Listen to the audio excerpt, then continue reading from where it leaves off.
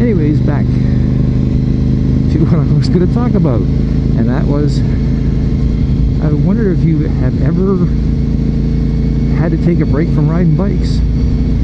Now, I'm not talking like taking a break because you've, you know, it was raining outside and you didn't want to ride this week. I'm talking about taking a break, like, you know, did you have to, you sell your bike and it took you a while to get a replacement? Were you, did you lose your job or something else personal come up that caused you to step away from motorcycling? Or did you get an injury? Now, I ended up with almost a 2-year break from riding, and it was due to an injury at my workplace. You know, it was probably in the spring of whatever year it was, and I was helping to move something kind of heavy, and I injured my knee.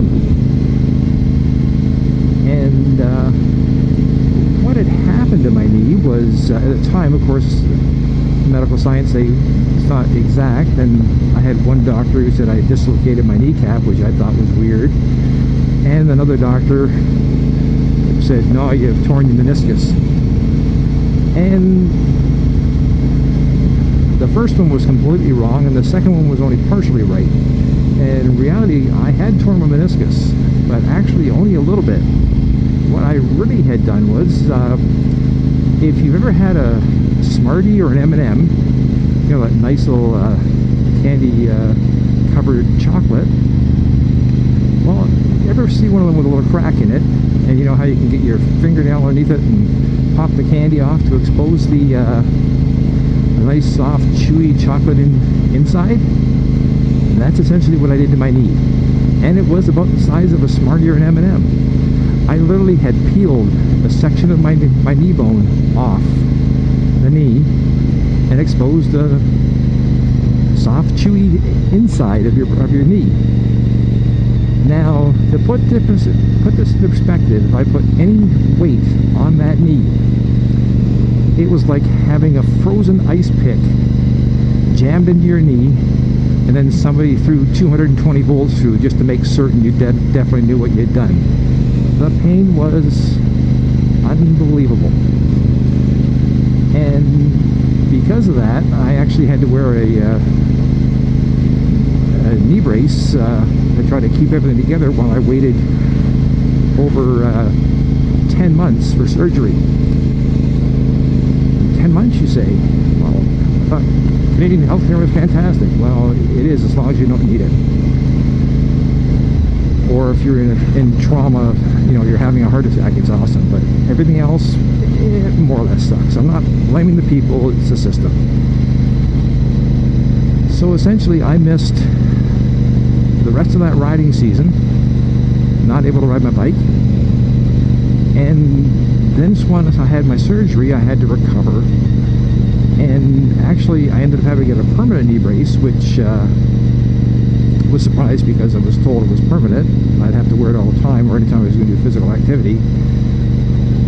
And I adjusted my lifestyle and worked really hard to make my legs strong enough that I didn't need it. That's a side story.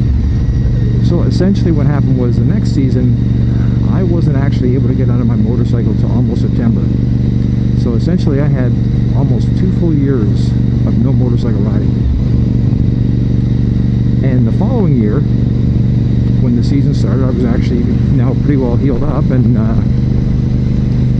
planning on riding, and I started riding, and I found that after about 30 minutes, my knee, you know, the knee that had surgery on it, was in agony.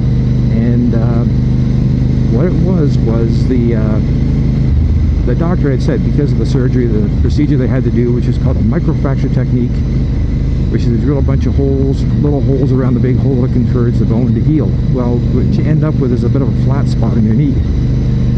And with that flat spot, it means no running, no jogging, no riding a bicycle or an exercise bike, anything like that, because you know what it's like if you have a flat spot on your tire.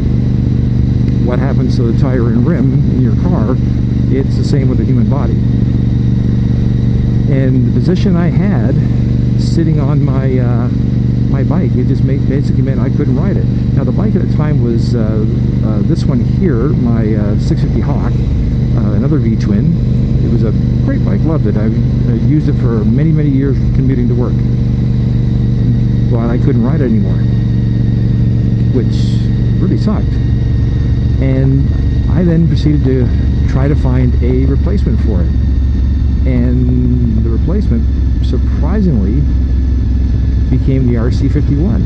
And besides the fact that it was a bike I loved, the main reason was, even though it was a sport bike and your legs were sort of tucked in behind, the height between the pegs and the seat was higher, so the angle on my knee wasn't there anymore.